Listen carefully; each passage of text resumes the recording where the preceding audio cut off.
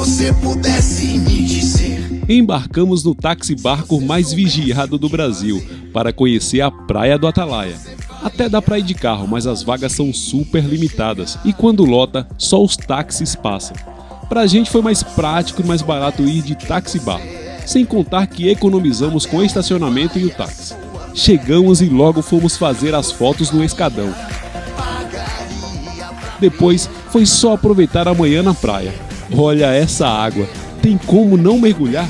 Aqui também tem uma gruta onde a galera vai para fazer fotos. Gostou do vídeo? Curte, compartilha e partiu conhecer!